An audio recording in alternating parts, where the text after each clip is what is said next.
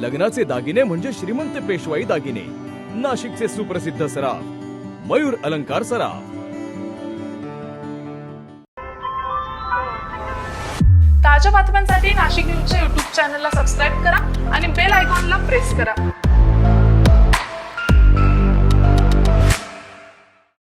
GST कारवाईचा तपास लवकर पूर्ण करून देण्यासाठी 1.25 कोटी रुपयांची लाच मागितल्याच्या प्रकरणात 20 लाखांची लाच स्वीकारताना अटक करण्यात आलेल्या जीएसटी विभागातील 2 अधिकाऱ्यांसह खासगी पंटरचा जामीन अर्ज जिल्हा आणि सत्र न्यायालयानं फेटाळलेला आहे। पाथर्डी परिसरातील बांधकाम व्यावसायिकाकडून जीएसटी कारवाईमध्ये मदत करण्याच्या मोबदल्यात 1.25 कोटी रुपयांची लाच मागितल्याचा आरोप आहे। या प्रकरणात जीएसटी विभागाचे कर उपायुक्त सोमनाथ पागे, सहाय्यक आयुक्त मच्छिंद्र दोंडे आणि खासगी पंटर अमित जाधव यांना अटक करण्यात आली। त्यापैकी जाधव याला 20 लाख रुपये स्वीकारताना पकडण्यात आले।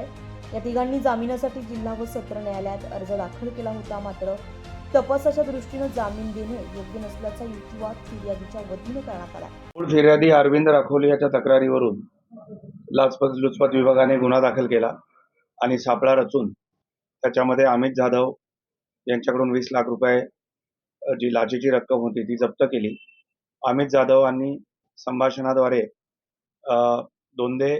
मच्छिंद्र दोंडे उपायुक्त तसेच पागे सहआयुक्त यांच्याशी झालेलं संभाषण वगैरे सगळं रेकॉर्ड झालं आणि या रेकॉर्डिंगमधून हे दिसून येतं की हा सगळ्यांनी मिळून केलेला प्रकार होता। जवळजवळ 1 कोटी रुपये ठरली होती, त्यापैकी हे 20 लाख ही प्रथम रक्कम होती। हे करत असताना फिर्यादीला 8 लाख रुपयाचं चलन भरण्यासाठी या लोकांनी खूप त्याला प्रेशराईज केलं, त्याला वेगवेगळी चलनं प्रत्येक तारखेला काढून दिली। खरं कारवाई चालू असताना चलनं काढून देण्याचा काही प्रश्न नाही, कारण जबरदस्तीने कोणतेही कर भरावे किंवा भरायला लावावे अशी तरतूद नाही आहे। त्याचं ॲडज्युडिकेशन झालं पाहिजे, ते केलं नाही। हा जो सगळा प्रकार केला त्याच्यामुळे फिर्यादी अतिशय घाबरलेला होता। फिर्यादीच्या काही जमिनीचे कागदपत्र, प्लॉटचे खरेदी खतं वगैरे पण त्यांनी नेले। सरकारी कर्मचाऱ्यांनी, उच्च पदाच्या सरकारी कर्मचाऱ्यांनी अशा प्रकारचं बोलणं करावं की तुम्हारी लड़की कौन से स्कूल में पढ़ती है ये भी हमें पता है, हे बोलण्यामुळे तो अजून घाबरला की उद्या हे माझ्या मुलीबद्दलही काही करतायत की काय। आणि या सगळ्या परिस्थितीमुळे आत्ता सुद्धा ही परिस्थिती आहे। काही मी त्याला सांगितलं की बाबा या विषयांवर तू बाईट दे, तुला काय द्यायची ती, तर त्याचं म्हणणं झालं की माझे कायदेशीर सल्लागार म्हणून तुम्ही बाईट द्या।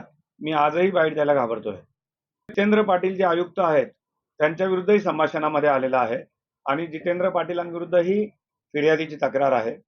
लाचलुचपत विभागाने याबद्दल तपास करणे गरजेचे आहे। दोन्ही बाजूंचं म्हणणं ऐकल्यानंतर जिल्हा व सत्र न्यायालयाचे न्यायमूर्ती व्ही काठेरे यांनी तिन्ही आरोपींचा जामीन अर्ज फेटाळून लावलाय। या प्रकरणाचा पुढील तपास अद्याप सुरू आहे। संजय परमार, नाशिक न्यूज, नाशिक। ताज्या बातम्यांसाठी नाशिक न्यूजच्या YouTube चॅनलला सबस्क्राईब करा आणि बेल आयकॉनला प्रेस करा।